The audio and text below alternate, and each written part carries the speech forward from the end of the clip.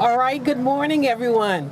Morning. All right, yes, it's a great morning. The sun is shining on our face. It's warming up.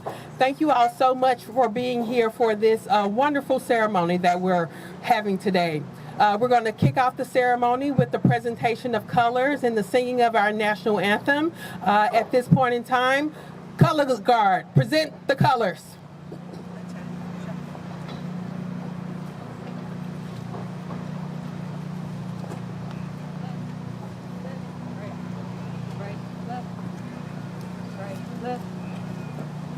Lift. Ready? Hold. Lift. Face. Freeze in. Arms.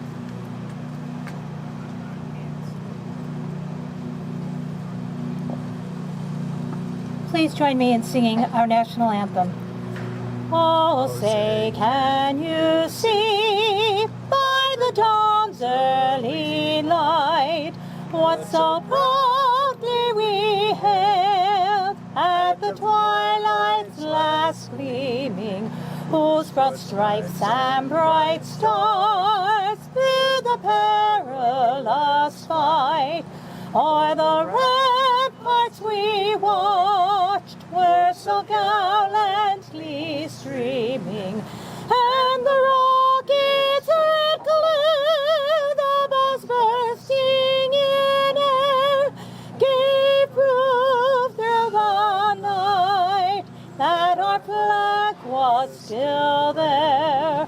Oh, say does that star-spangled banner yet wave o'er the land of the free and the home of the brave? Order. Arms. Right. Face. Forward. March. Left. Left. Left. All right. Well, good morning again. It's such a pleasure to be here today, and I would like to welcome you all to our 6th annual celebration of women who serve our city and our country. I am Rear Admiral Zeta Merchant, Commander of United States Coast Guard Personnel Service Center in Washington, D.C., and it is my pleasure to be back here in New York City, the greatest city in the world, once again, to participate in this amazing tribute to women in service and to be here in the Women's Veterans Memorial Grove. I am also proud to be a past winner of the Women in Service Award in 2021, and also I've had the honor and the pleasure to serve as MC for the last 2 years. So I am truly honored to be back here in New York City. And I would like to thank our Sergeant Major again with that beautiful rendition of the national anthem. Let's please give her a round of applause. She always shows up and shows out. Thank you so much. And also, if you didn't notice, our U.S. Coast Guard all-female color guard team, they did an amazing job as well. Please give them a round of applause. And I would also like to thank our female formation here. They always come and really show how important it is for women to serve and represent so well at our events every year. So I just would like to thank them for being here.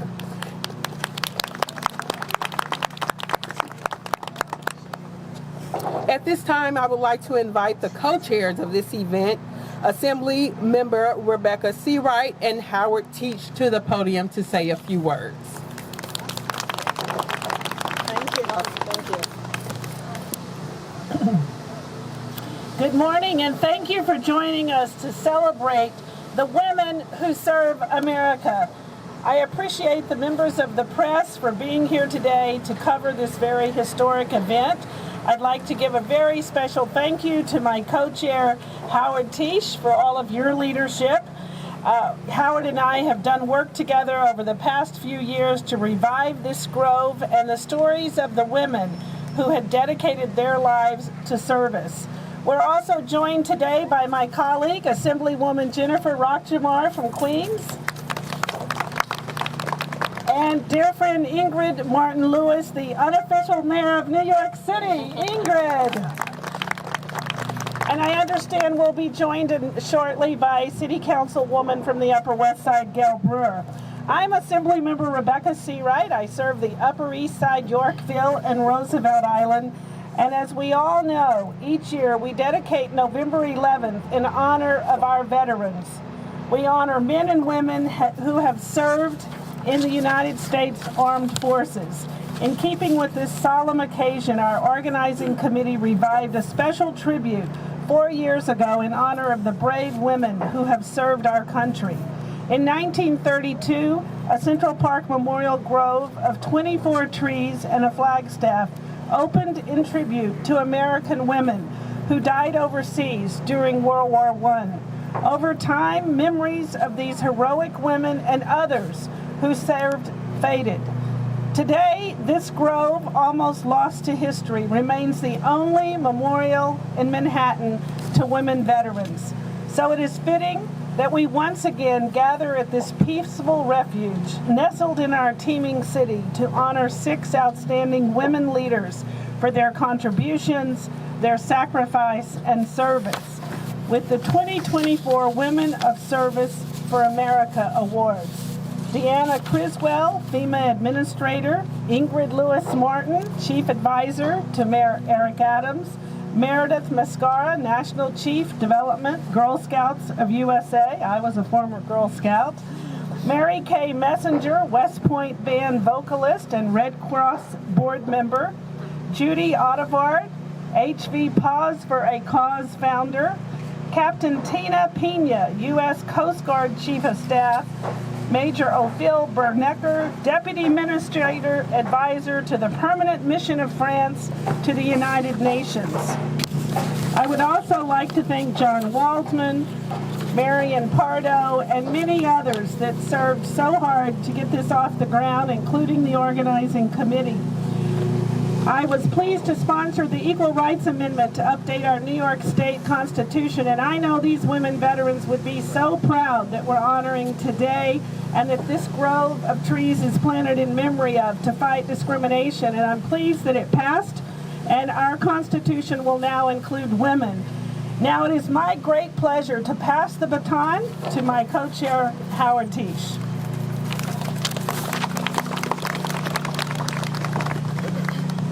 Thank you, Rebecca.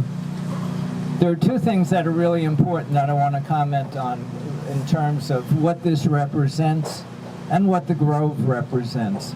Rebecca and I, probably about, I guess it was 2018, started something called the Eastside World War I Centennial Commemoration, now the initiative.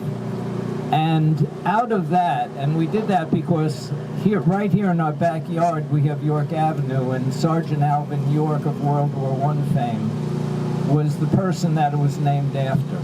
This grove came out of World War I. Women were not allowed to serve in the U.S. military.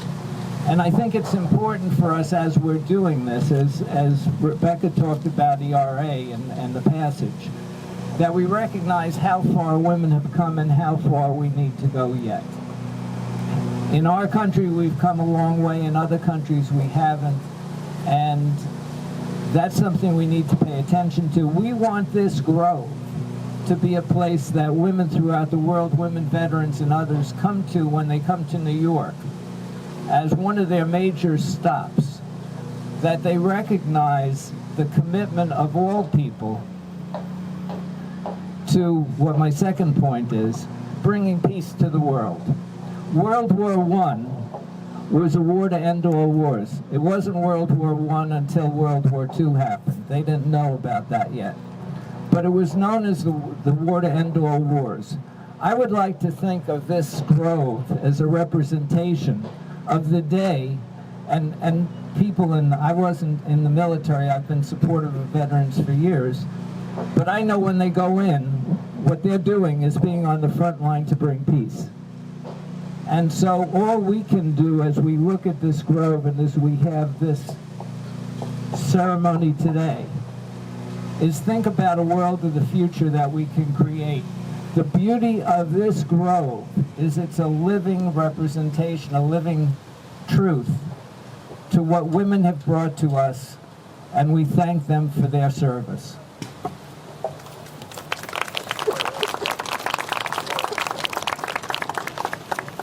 All right, thank you so much, Howard and Assemblywoman.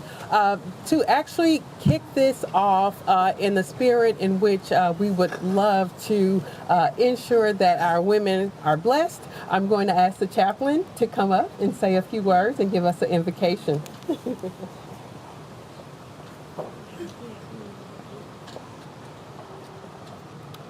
Let us pray.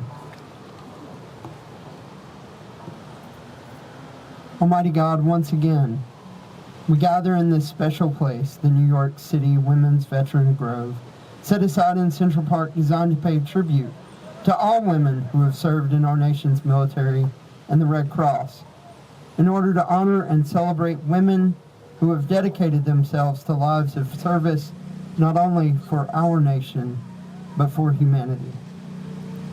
Remind us today that these women continue to press historical boundaries and blaze a path for women and all people in the future. May we honor well all those being recognized today and help us to better celebrate the women in our communities, our states, our country, and throughout the world who carry the torch for all future generations. Amen.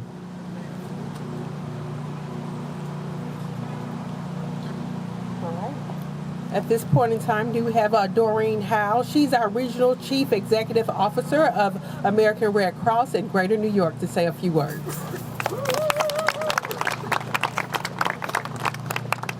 Thank you, Assemblymember Seawright and Howard, for all of your work in rediscovering this wonderful spot in Central Park that honors the service of women.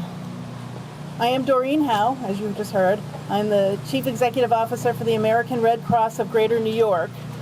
And my time with the Red Cross has been short, but I'm already so proud of the legacy Clara Barton left for us to follow. From the brave women who served as Red Cross nurses and died during World War I, to these 7 incredible women with us who we are honoring today, to everyone who quietly behind the scenes serves because they know that it is the right thing to do. We see you and we are grateful for your service. Now please welcome Chief of Staff for the New York City Department of Veterans Services, Cassandra Alvarez.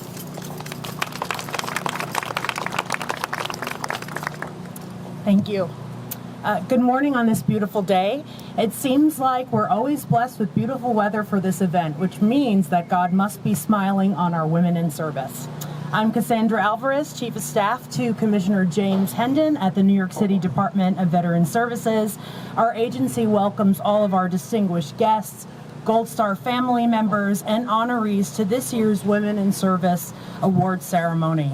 We are so proud to stand alongside today's awardees, especially Miss Ingrid Lewis-Martin, who fearlessly guides our city each day, and Miss Deanne Criswell, who now leads FEMA, but previously served as the Commissioner for New York City Emergency Management.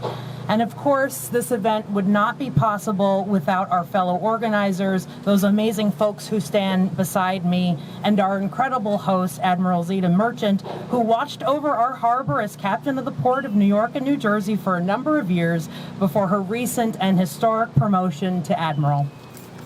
This grove of trees is a special place that was first dedicated to the women who served our country during World War I. This annual ceremony, which has become a tradition, breathes new life into this section of the park by calling attention to the original purpose of this space, to remember and honor those brave women who answered the call of duty. Today's awardees exemplify what it means to answer that call of duty by contributing to the greater good, whether it be for their city, state, country, or on behalf of animals or those in need.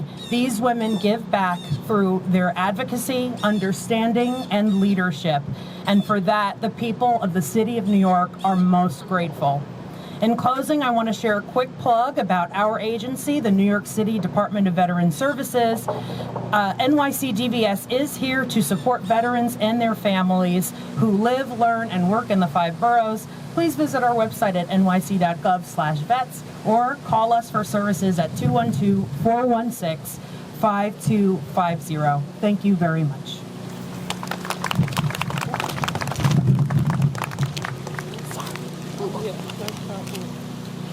All right, thank you so much for those beautiful words, Cassandra. Next, I would like to invite up Marion Pardo, Board Chair for Columbus Citizens Foundation.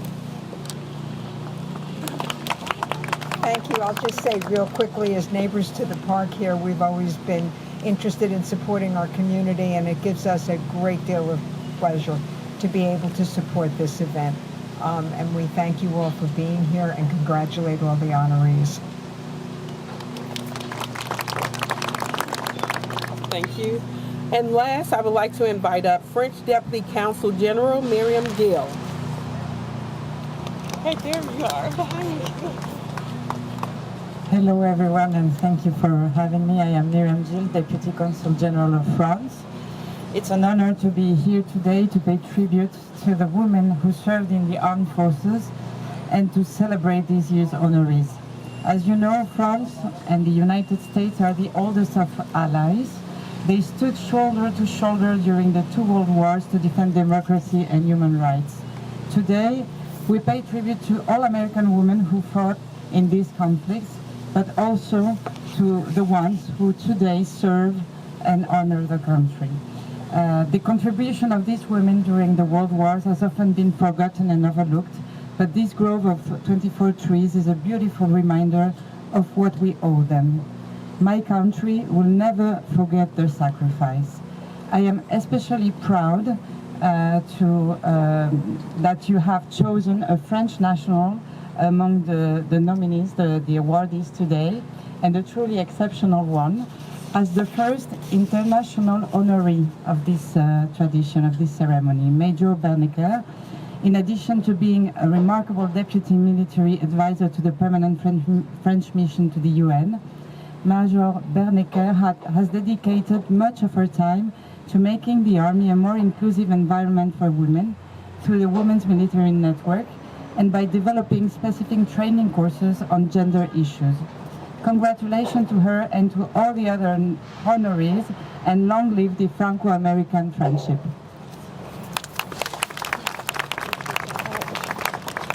All right, thank you to all of our distinguished guests and speakers today, as we honor 7 incredible women that I am truly humbled that I've gotten a chance to know over the last few years, and some I only had the opportunity to read about, whose inspiring stories serve as a testament to the power of volunteerism and service. Although we can only scratch the surface, we will hear today about their amazing contributions to service. They are members, to their veterans, and to their communities, and all of our friends and neighbors in New York and throughout the world. At this time, I would like to invite Assemblymember Jennifer Rajkumar to the podium to present the first award. Assemblymember Rajkumar is the first South Asian American woman to be elected to a state office in New York, representing a district in Queens for the past 4 years. Welcome, Ms. Thank you so much. All right, thank you so much. Good morning. I'm New York State Assemblywoman Jennifer Rajkumar. I'd like to thank Howard Teich and my great colleague, Assemblymember Rebecca Seawright, for bringing us together today on this very special occasion. Also, I'd like to extend my greetings to the Red Cross, to the women of the Coast Guard, and to all the women who serve in our military. It is my privilege and honor to introduce and present an award to a great woman, and that is none other than Chaplain Ingrid Lewis Martin, the Chief Advisor to the Mayor of the City of New York. And they call her the Lioness of City Hall. She is the most powerful woman in the city of New York. But I have to tell you What I love most about Ingrid Lewis Martin are several qualities. There was once a young woman who asked me for advice. She asked me, how should I be in the world? And I thought for a second, and I said, be like Ingrid Lewis Martin. She supports the men and women in our NYPD. She supports the men and women who serve in our armed forces. And she loves our country. When I stand here on this occasion, I think of American women. I think of how they put their lives on the line in the military. And I also think about how American women fought so bravely for the right to vote. They went on a hunger strike. They were willing to starve themselves. They went to prison, all so that women could vote. And Ingrid Lewis Martin is someone who honors the legacy of all of these great American women through all of the work that she does every day.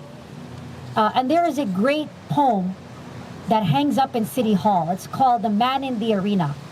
It was actually a speech given by Teddy Roosevelt in 1914.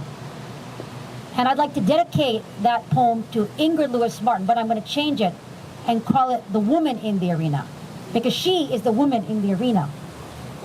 And the speech starts like this: Woman in the arena.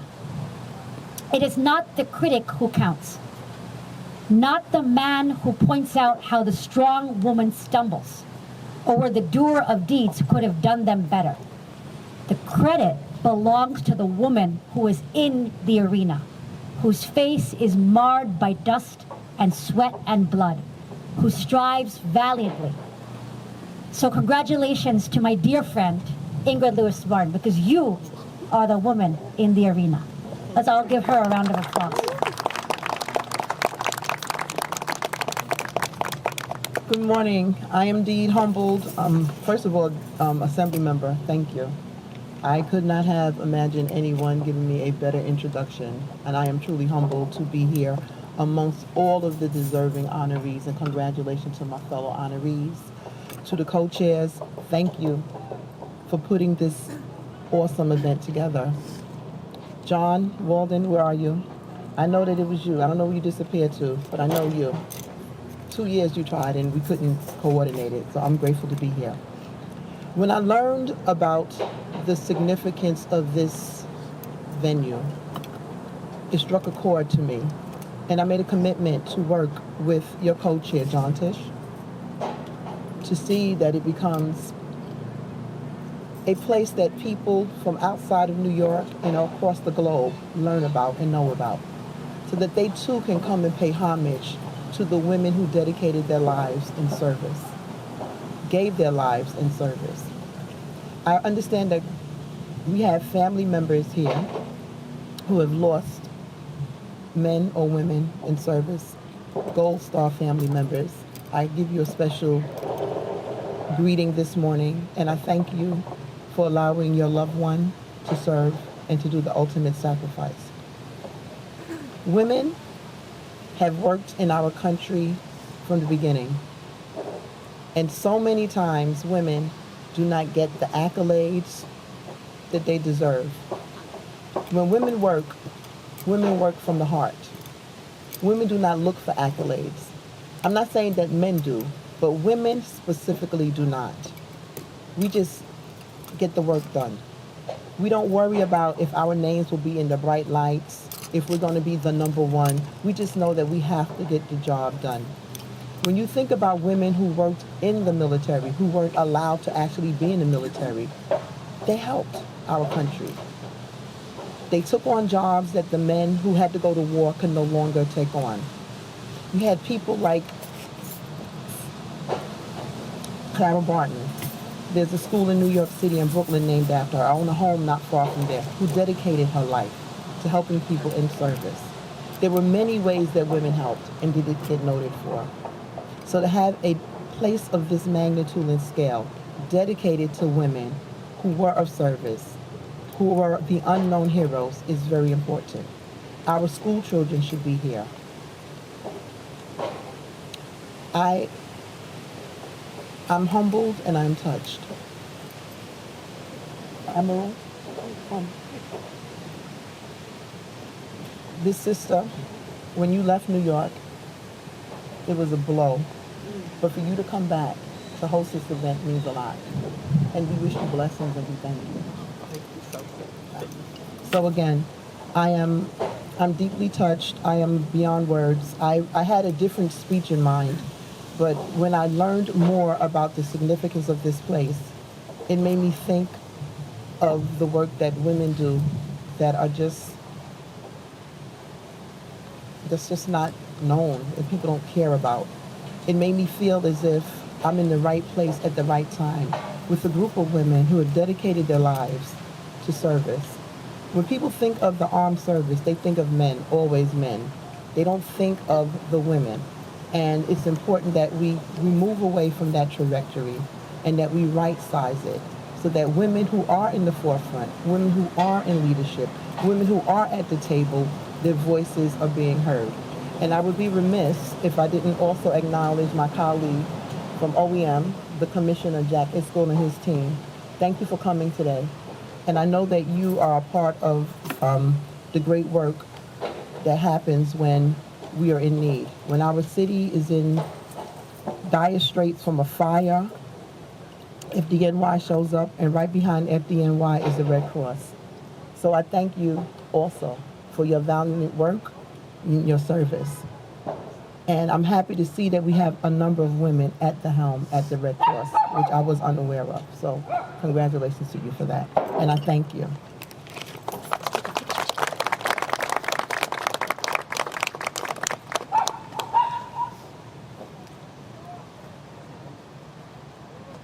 Oh, backwards? Thank you.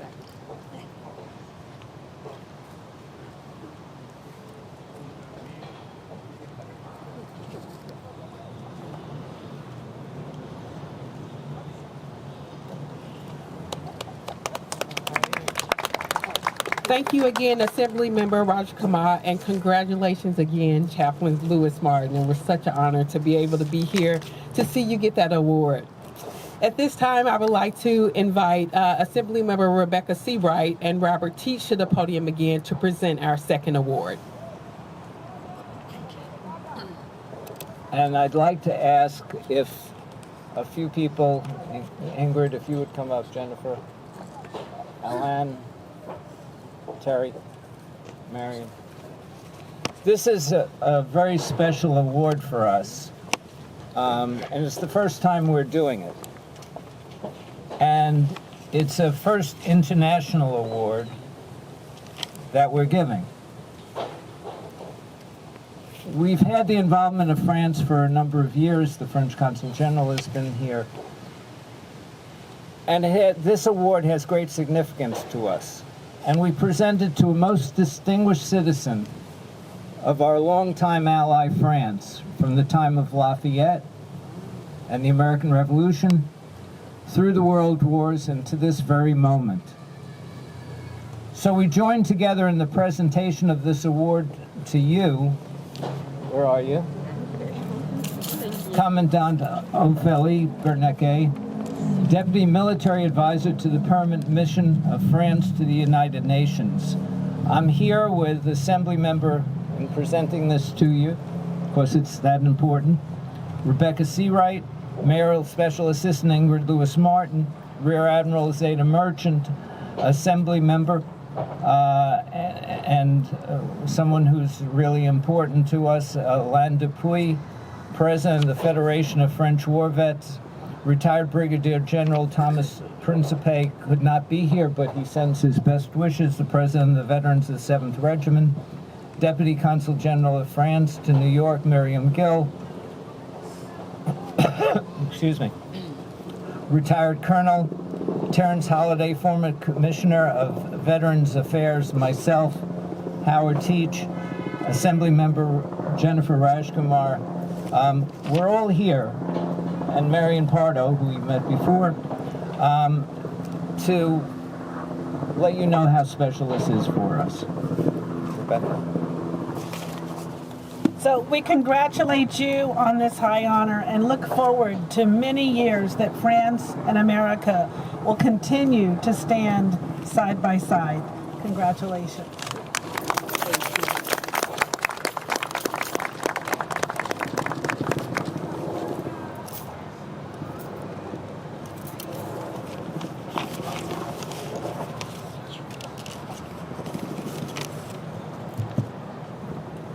ladies and gentlemen, distinguished guests, dear sisters in arms and brothers in arms.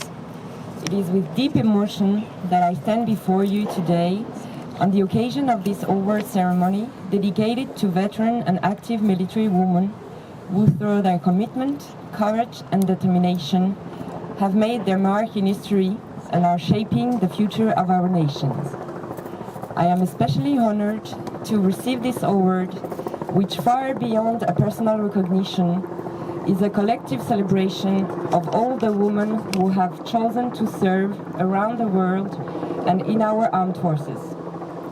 This award is not just mine. It belongs to all those who contribute to maintaining peace and security. Throughout my career, I often worked in environments where women's representation was very low. Whether within infantry units during my different postings or during overseas operations, this pushed me to constantly surpass myself, to show resilience and determination. But above all, it helped me realize that the essence of being a good soldier is not about being a woman or a man, but about serving with dedication and professionalism. It is precisely the dedication of exceptional women that we are honoring today. American women who volunteered at the risk of their lives to protect their country and to help the French victims of World War I. I have here a special thought to the U.S. Ambulance Field Service. Women, often invisible in historical records, but nevertheless present and decisive in the most critical moments. I also wish to pay special tribute to Grace Banker, Chief Operator of the U.S. Technocorps Women Telephone Operators, known as the Hello Girls, who has only recently received the recognition she truly deserved, more than a century after she was sent overseas and demonstrated unwavering dedication in a spirit of international solidarity and fraternity. These examples perfectly illustrate the unbreakable bond of friendship between France and the United States, forged through mutual efforts and assistance during crucial moments in history. However, as Howard said, this profound brotherhood in arms dates back well before World War I. Actually, it goes back to the American Revolutionary War, 247 years ago, when the Marquis de Lafayette joined the American colonies in their fight against the British Empire. His crucial role at the Battle of Yorktown in 1781 contributed to the victory of the American forces, and this act of solidarity at a time when France was one of the few major nations supporting American independence laid the foundation for a lasting friendship between the United States and France. These ties have been strengthened over the decades in the trenches, on the beaches, and in the countrysides of France, as well as in the deserts of Iraq and the valleys of Afghanistan, where the United States and France have fought side by side. The legacy of Lafayette and the commitment of both nations to defending the shared values of freedom and democracy continue to nourish this special relationship. So once again, I would like to thank you for the immense honor through this awarding of this prize. And also I would like to thank my husband and my family, who has always been here for me and who enabled me to pursue this wonderful career of mine. Thank you very much.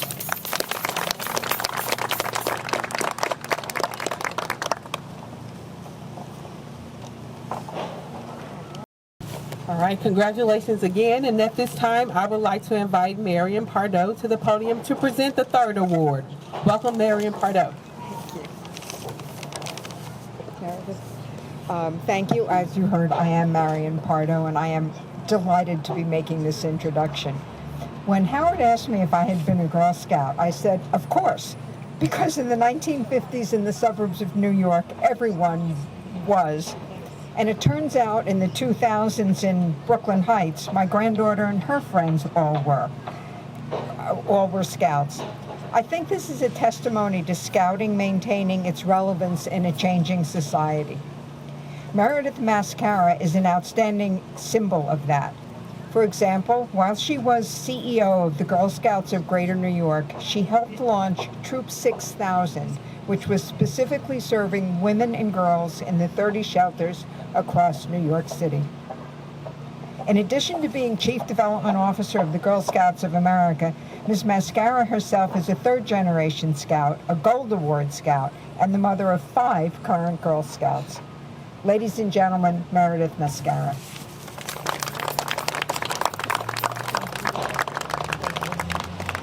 Congratulations. Thank you so much. This is a humbling honor. And of course you were Girl Scouts, as I know that many of you here were as well. It's incredibly proud to be a representative of such an incredible organization that's 112 years old and dedicated to ensuring that every young woman has access to leadership opportunities and is to be able to feel seen and welcomed in any space that she is in. And you all here are true representations and role models to all of our young women across this country, and thank you. So as a third-generation Girl Scout, you can imagine that the Girl Scout promise and law were some of the first words I ever learned. To serve my country, to help people at all times, to make the world a better place, and be a sister to every Girl Scout. And it is with those words every day that I have gone to work and committed and joined my passion and advocacy for supporting young women and becoming a professional Girl Scout about 10 years ago here at Girl Scouts of Greater New York and now with Girl Scouts USA, to be able to ensure that every girl has any opportunity that she can dream of. And it's so relevant being in this space right here, right now, because women need to be seen. The history of the impact of women needs to be seen by young women everywhere. And there needs to be intentional, dedicated spaces like this to know that they were, and we are, and will continue to be part of the history and the fabric of this great country. And if you continue after the ceremony today through Central Park, through Literary Row, you will see a statue that is the first statue of real women in Central Park. And that did not happen overnight. It came because there were spaces like this that existed, and it came because a city and many Girl Scouts in New York City demanded that women be present in public spaces so that the next generation of girls knows that they too belong here and have the power to create change. So thank you so much for honoring me today. It's so humbling, and it is my honor to serve across the greater city of New York and across the country now to represent girls in this great country of ours. Thank you.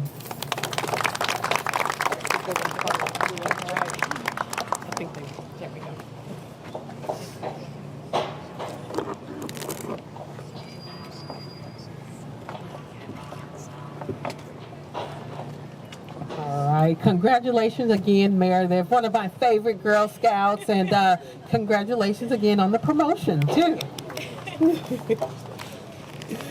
All right, next up, I would like to invite Stephanie Dunn Ashley to the podium to present our 4th award. Stephanie serves as the chapter CEO for the American Red Cross Metro New York North and is also a volunteer EMT with the Greenwich EMS and president of the Cobb's Cobb Fire Police Patrol. So welcome, Stephanie. Thank you. Thank you so much, Rear Admiral. Pleasure to be here. Our next honoree is someone that I know very well, and I'm so thrilled that many of you have heard, all of you actually have heard her sing this afternoon. Sergeant Major MaryKay Messenger, among her many hats, has been premier vocalist for the West Point Band for nearly 30 years. She performed first with the group at the age of 12, and her amazing career has continued ever since and still does. She serves as a board member of the American Red Cross in Eastern New York and also dedicates her time to organizations such as Hudson Valley Honor Flights and Play for Your Freedom. Her passion and dedication to service is obvious and admirable. Officially joining the Army in 1996, she was the first American military vocalist to perform with the military band for the People's Liberation Army in Beijing. She has performed at venues all over the world, and additionally in some many great places here in New York, such as for Bruce Springsteen's Stand Up Heroes concert at Madison Square Garden, with the New York Yankees at Yankee Stadium, with the New York Knicks for the opening bell at the New York Stock Exchange, for the World Championship Boxing at Radio City Music Hall, at MetLife Stadium for the New York Football Giants and the New York Jets, and with the famed Irish Tenors and more. Come on over. Sergeant Major MaryKay Messenger, it is my honor that you have committed your life to service, and I'm deeply proud to present this award to my friend and your 2024 Women of Service Award. Thank you. Thank you.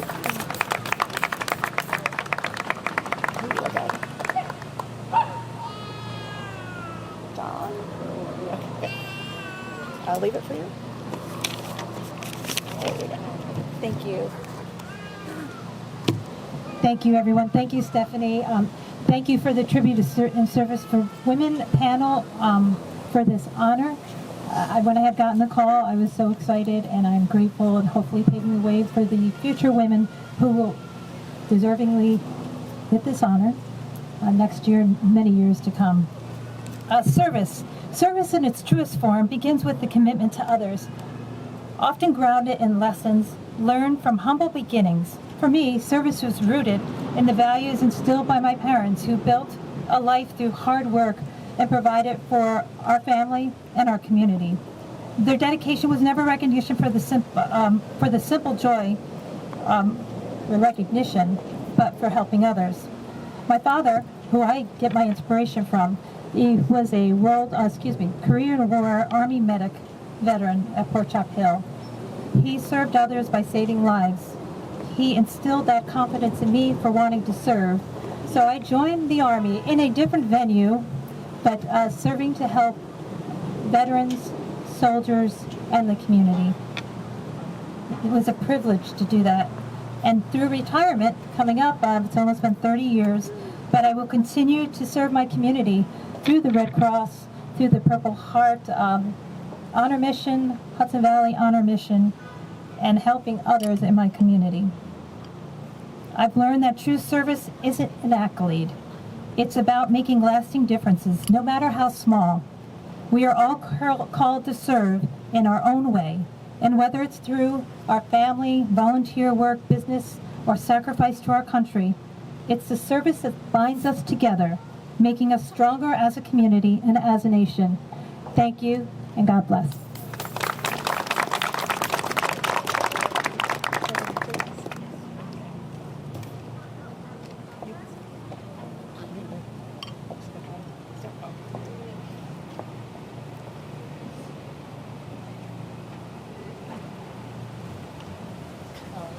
Thank you.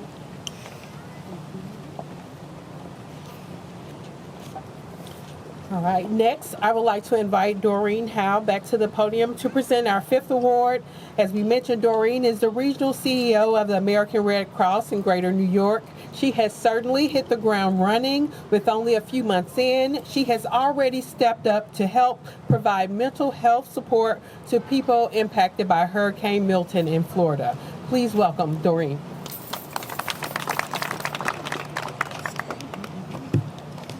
Thank you, Rear Admiral. It is my utmost honor to present this award to someone who has dedicated 3 decades of public service at every level of government.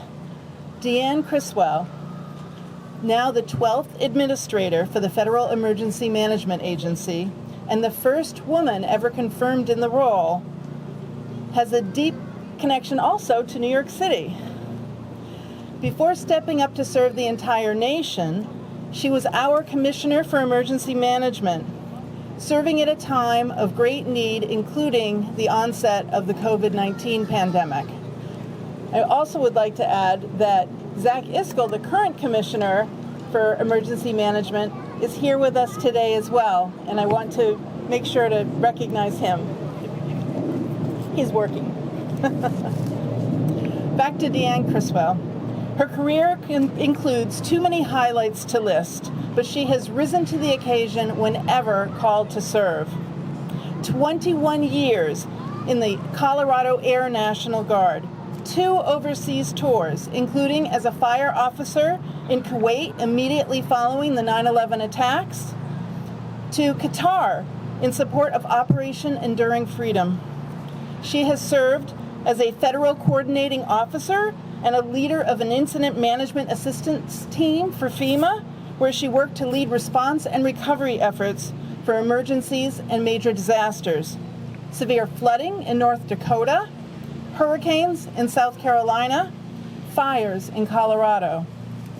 She has come a long way since her emergency management career began in Aurora, Colorado, where she helped coordinate housing and family reunification efforts for evacuees who were impacted by Hurricane Katrina. Every step of the way, Administrator Criswell has answered the call of service, and it is my great privilege to present this Women of Service Award to Deanne Criswell.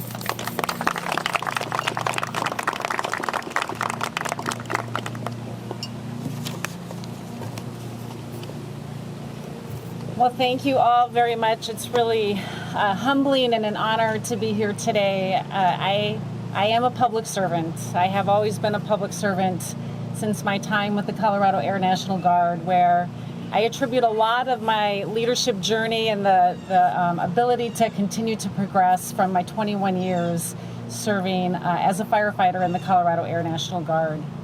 Having been a local emergency manager in Aurora, Colorado, having been the emergency manager here in New York City, helping people has always been what I have been passionate about. And being able to lead that way here in New York City, and now as the FEMA administrator, as the first female to be able to do that, really has opened my eyes to how important it is for us to continue to empower and encourage the next generation of women leaders to be able to have the confidence to take on these roles. I remember in my very first week serving as the FEMA administrator, I had a young woman that came up to me and she said, a year ago, I had 0 women in my chain of command between me and the President of the United States. It's noticed. People recognize that. And she said today, with me taking on that role, she now had 5 people in that chain of command, and she has now been promoted to an executive and is part of that chain of command. And I think as we continue on our own professional journeys, we need to continue to find these opportunities to speak to these future leaders, letting them know that not every day will be easy, but every day is possible. And that if you believe in yourself and if you have the confidence that you belong at the table, that you belong in the room where the conversations are being happened, and that your ideas matter, then we can encourage the next generation of leaders to really have a change in how we approach emergency management, public service, or whatever path we come along. And so I am just so grateful to be here with all of these amazing women here today. As I continue on my journey, and just say thank you very much for everything that you have done for our nation.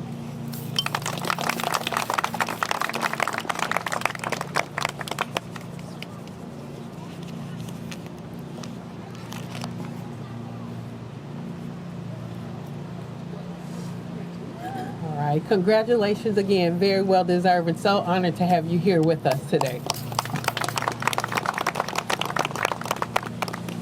All right, next I would like to invite Lalita Maharaj to the podium to present the 6th award. Lalita serves as the Director of Service to the Armed Forces and International Service for the American Red Cross in Greater New York, where she oversees the programs to help provide vital services to our members, veterans, and our family. I thank her so much for her service to not only the Coast Guard, but all of our military service. So welcome, Lalita. Good morning, everybody. Good morning. Congratulations to all of our nominees and recipients today. Thank you, Rear Admiral. The next nominee is someone I know and admire well. as one of our incredible partners supporting active duty military, veterans, and families in the Hudson Valley of New York. Judy Audevard started her career as a corporate marketing executive, but we are eternally grateful that she found her true calling in the world of therapy dogs with the Hudson Valley Paws for a Cause.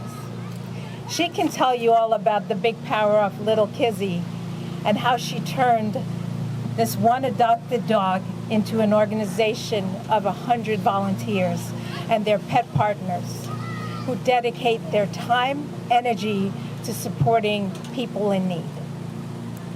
We know Judy's work well from her time spent supporting the American Red Cross, helping coordinate therapy dogs at the VA hospitals and events that serve the needs of active duty members, veterans, and their families in the New York area. She's also an active participant in de-stress programs and blood drives in the U.S. Military Academy at West Point, where she received the Garrison Commander Coin as a citizen who brings understanding and unconditional assistance to the West Point community. Judy and her group of volunteers offer their therapy dogs to help people from all walks of life, from helping children learn to read, to helping students relax between study sessions, to helping patients and their families in the hospitals. It is with great pleasure to present this Woman of Service Award to my friend and her furry friend, Judy. Thank you.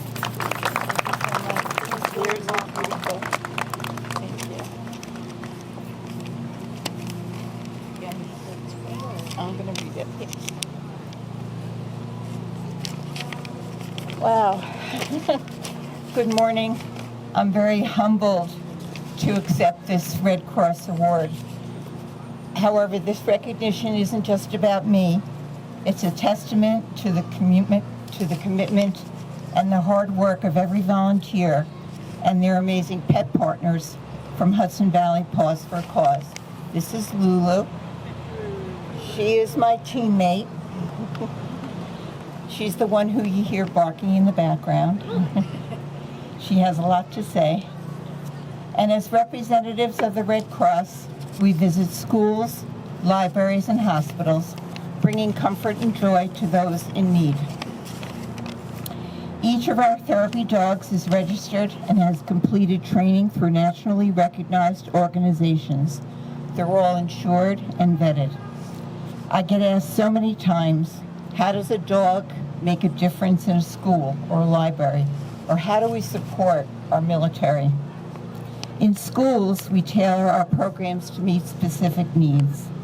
At West Point Middle School, for example, we're using the dogs to help the students read, making learning interactive and fun. In special needs classrooms, teachers can use the dogs to teach concepts like left and right by having students, for example, identify the dog's legs, then the dog turns around, and play is incorporated into the lesson. Last Saturday, we had the privilege of being at a post-deployment event. Our therapy dogs were honored and were invited to welcome home soldiers returning from deployment. It was a heartfelt moment as we gathered to say goodbye to these brave individuals before they left, and especially heartfelt once again as they specifically asked for our dogs to be there upon their return. The connection between our dogs and the soldiers is truly special. We regularly attend blood drives at West Point, and I've witnessed firsthand the impact our therapy dogs can have on the cadets. Before I finish, I want to express my gratitude for this recognition and for the chance to share our work at Hudson Valley Paws for a Cause. It's the dedication of our volunteers and the warmth of our therapy dogs that create meaningful connections and truly make a difference. Thank you for supporting our mission. Thank you for this award and believing in the power of compassion.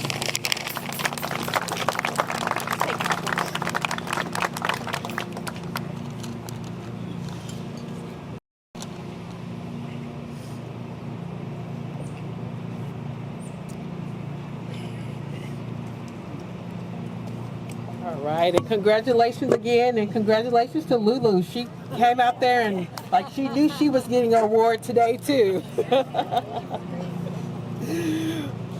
All right, for our final honoree, I actually have the privilege to presenting the award myself. This award is for Captain Peña.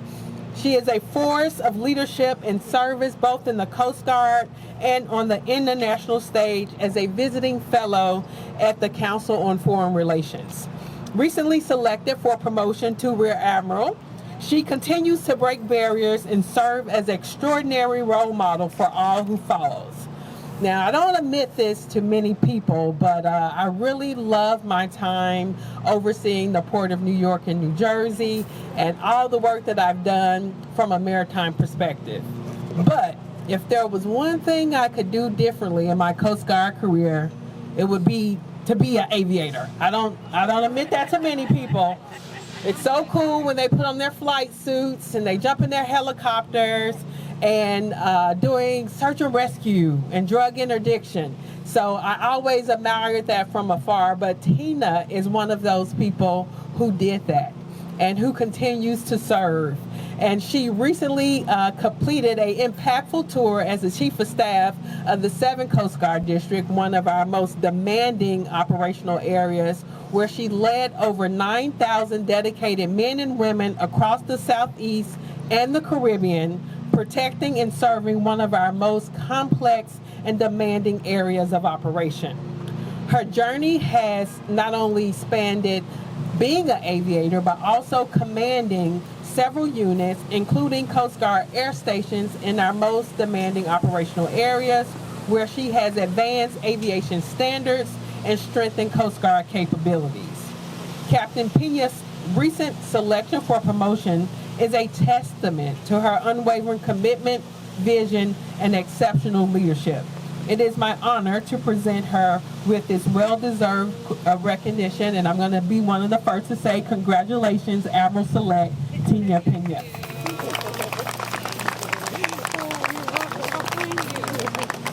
All right, we're going to get a picture here. When we're done, and we're doing over there, and like, get a picture with them. Oh, thank you. All right. Thank you, everybody. Just a second here. All right. Thank you, Admiral. I always joke that there's a hidden aviator in everybody's heart. You know, it's been quite a journey. And good afternoon to everybody. Thank you to the American Red Cross of Greater New York, to our honorees and our presenters today, and to the entire team who put this beautiful event together. Your thoughtfulness and generosity is outstanding. Over 100 years later, we stand on the shoulders of giants, the women of World War I, to whom this beautiful grove, this stand of trees, was dedicated. And because of their heroic actions, the women who came before, I have had the opportunity and the privilege to serve our country, as Admiral Merchant said, for almost 28 years, or actually over 28 years now, and in the greatest nation on earth. There's no two ways about that. I've had the privilege of attending Navy flight training and learning to fly that helicopter. And I've also been the person who's been there on somebody's worst day in a helicopter to save their life or to ease the suffering that they were experiencing out there in the high seas in the maritime environment. That's truly the honor and privilege. So thank you for this recognition today. It's truly an honor. And I'll close with one of my favorite quotes in service by Winston Churchill. We make a living by what we get, but we make a life by what we give. Mine has been a life of service, and that service has truly been my privilege. Thank you, everybody. God bless you.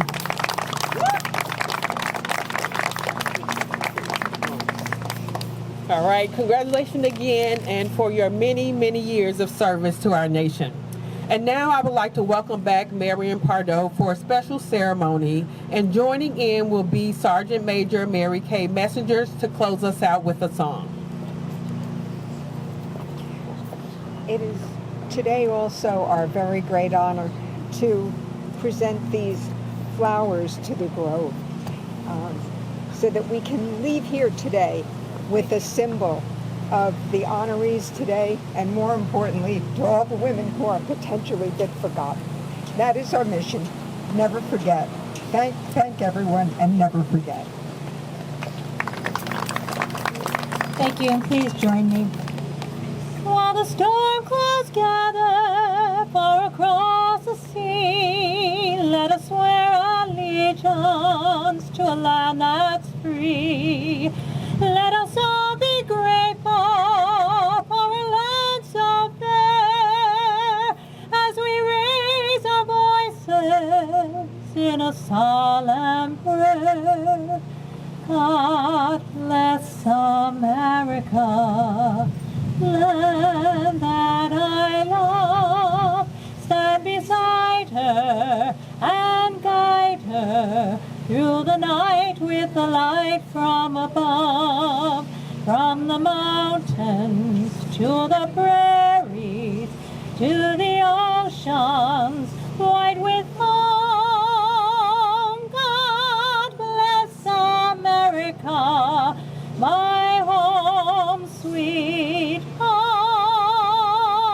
God bless America, my home, sweet home.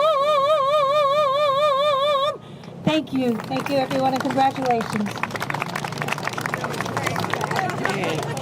All right, thank you, Marion. Again, thank you, Sergeant Major Messenger, for that beautiful rendition. And I would also like to just thank everyone for joining us on this beautiful November afternoon/morning to celebrate the incredible women of service to our city and our country. Each of these women has done an incredible job in giving to their communities, whether it's through the military service, supporting service members, veterans, and their families, or through serving their communities in the government. We have come a long way from the time when this grove was established to honor Red Cross nurses who served soldiers in World War I. But the spirit of service has thrived in the centuries that have passed since, and I leave you all today feeling inspired by each of these amazing women. Thank you all for coming, and I look forward to seeing you again this time next year. Enjoy.